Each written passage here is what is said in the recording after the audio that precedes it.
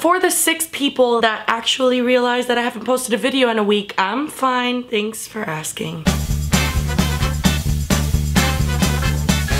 Hi guys. I took a week off from making videos. I didn't want to like announce it and be all dramatic. I'm in the process of moving, which I feel like is everyone's excuse when they don't make any videos, but moving is fucking hard. And don't worry, I'm gonna pre-record all my videos, so even throughout my moving craziness, I will have videos up. I just needed a week off. There's a stain on here, isn't there? Oh, there's a lot more than one stain. I know that I said I wasn't gonna online date anymore, but honestly, okay, I lied. Like, hello, people lie all the time. What's the big deal? I just recently got back on the online dating scene because, shocker, it didn't work out with Tinder guy who doesn't have enough time. All these story times are like my worst nightmare because I despise confrontation. Like, I cannot physically handle confrontation, so I avoid it at all costs. And these videos are like an invitation for confrontation.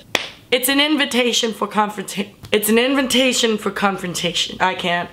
Anyway, you get it. So I really hope that you're not watching this, but if you are watching this, you are a little weird. I mean, let's just be upfront. You're kind of weird. So even though I'm back on the online dating scene, this is not a recent story because I did just kind of end that relationship, which wasn't even a relationship. I don't know what the fuck that was, but it hurt and I'm healing and I'm fine, but I'm waiting like a few more days. So this date was a while back, and when I first moved to LA, I was like really into the live comedy scene. I was just like wanting to see stand-up every weekend. Me and this guy probably talked for a day or two before we decided we wanted to hang out, and honestly that's how I do all my dates. I'm not gonna sit and talk to you for 3 weeks on Tinder like, do you want to hang out or do you not? So I don't really like to waste my time. If you want to hang out with me, hang out with me. So we hung out. There's a strange exchange that happens. Why am I just rhyming on my sentences? There's always a strange moment when you exchange Instagrams, which is just a normal thing to do, where they realize that I make videos and that I have a lot of followers on Instagram, and it's strange and it's different. I mean, a lot of people are big on Instagram, but a lot of people also aren't. So we started talking about that. He was just like, oh my god, that's so cool. And he instantly was like way too excited about it. I always appreciate when someone's excited about what I do because I'm excited about what I do, but I also don't like when they're too excited because it's like, okay, you're not a part of it yet, so you gotta relax. But I was like, oh, okay, that's cute, whatever, we'll go on a date. So he asked me what I wanted to do, and I said I would like to go watch live comedy either at the Improv or Laugh Factory. So he was like, okay, cool, let's go to the Improv, I'll get us tickets. Now he's young, I believe he's around 21 or 22. I'm 22, but I never ever date people my same age. I can't. He was young, he was pretty good looking. I saw that he did like martial arts. I was like, oh, you know, that's different. Okay, let's do this. So at this time I did not have a car, so I actually did have him pick me up, which is not recommended. I'm alive to tell the story, so whatever. He lives like an hour away, so he had to drive all that way just to my house to begin the night, which I felt bad about because honestly, even if we ever were gonna be in a relationship, I was never gonna make that drive. But I was like, alright, you're gonna come pick me up? Okay, sure, why not? I didn't notice anything particularly weird about him in the first like 5 minutes, but after that he started mentioning what I do for a living, which is not what I want to talk about on a first date. Like, you can ask me 1 or 2 questions about it, but I don't want you to be so infatuated with the idea that I make videos online for a living. I don't know, it was a bit much. So he would say things like, oh, it's so cool that you do that. And I'm like, oh, thank you, like I love it. And he's like, honestly, like what are you doing out on a date with me? And that's when shit started hitting the fan, like just a little bit of shit. I decided not to take it as a super creepy thing. I was like, okay,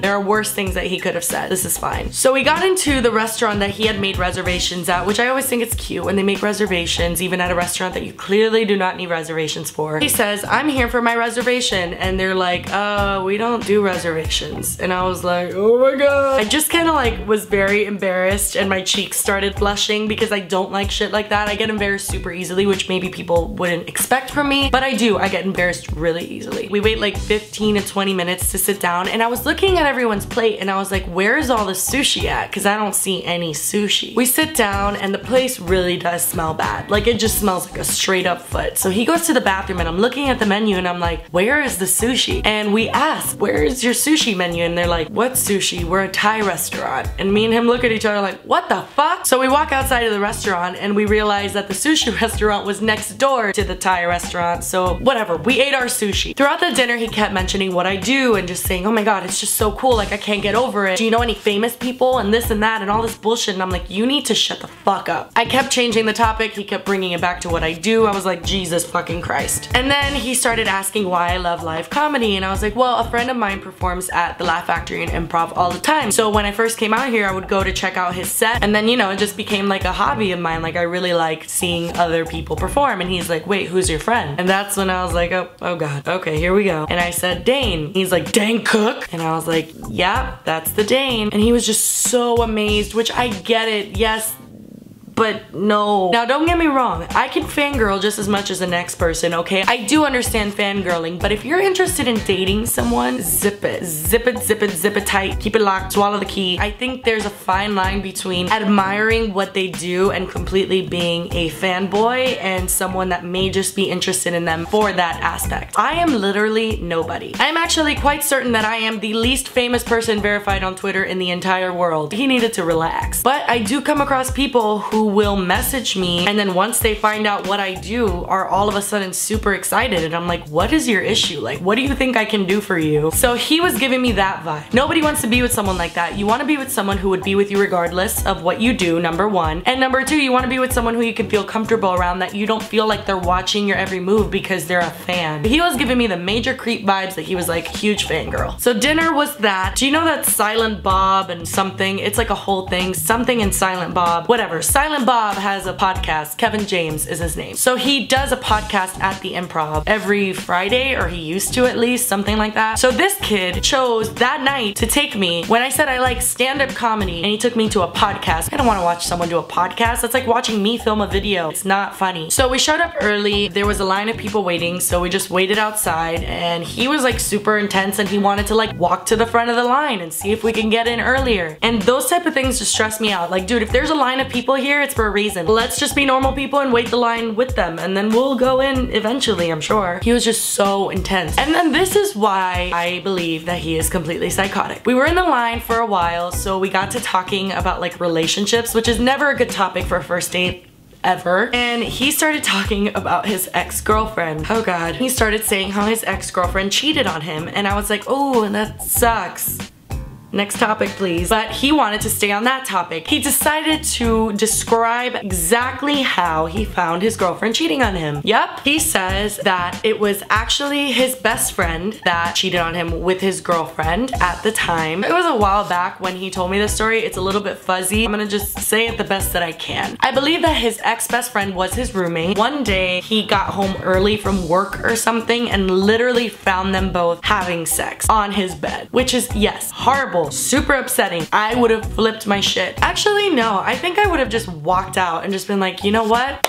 You two have a great life. See you later. I'm not the type that's gonna give energy to people that don't deserve it, and people like that don't deserve it, but that's clearly not how this guy thought. He found them in the bed, but he didn't bust in right away. He like heard it, creeped in, got a glance of them, and just walked outside and tried to gather his thoughts. And apparently that didn't work because he busted in there, grabbed the guy butt naked, got him, carried him outside of his apartment building, and threw him out of the fucking building. Threw him out, which is so intense. I don't remember exactly what it was, but I believe he said he got a baseball bat and like continued to chase him down the street so that he couldn't come back in and get his clothes. And the girl was just screaming the whole time, freaking out. They're both butt ass naked. He's going ballistic, fucking abusing the guy and scaring the living shit out of the girl, which, yes, I get it. You were just cheated on. That sucks. Take a chill pill though, bro. Or take like 5. So the girl was like scared shitless, screaming in her room. He got her clothes. He fucking threw them so she couldn't get them. He grabbed her and threw her over his shoulder, walked her out of the apartment building, and put her down on the ground and was like, both of you go fuck yourself, walked back in, and then just continued on with his life. The best part of the story is that he had only been with that girl for like 2 months. That scared me so bad that I actually said something along the lines of like, well, I would never want to get you upset. And he's like, I mean, just don't cheat on me and I won't have to do things like that.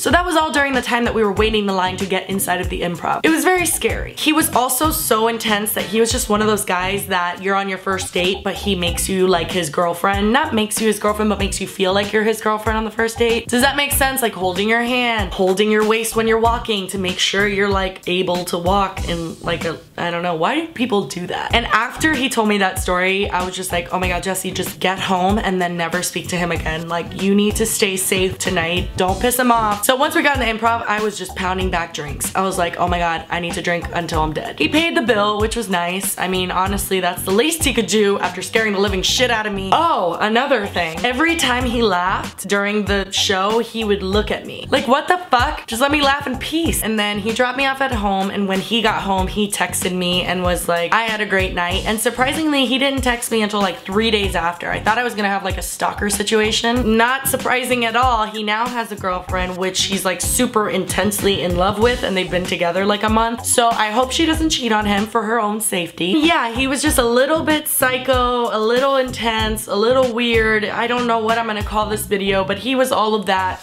sandwiched in a fucking shit sandwich. That's the story of my other weird Tinder date. I am back online dating, and I'm pretty sure that I'm talking to a famous actor. I just don't know where he's from. And also, I'm pretty sure I might be getting catfished. So it's going well. I hope you guys like this video. Now we're back to our regular scheduled programming, however that sentence goes. So please subscribe to my channel. I put out new videos every Tuesday and Saturday, and I will see your asses on Saturday.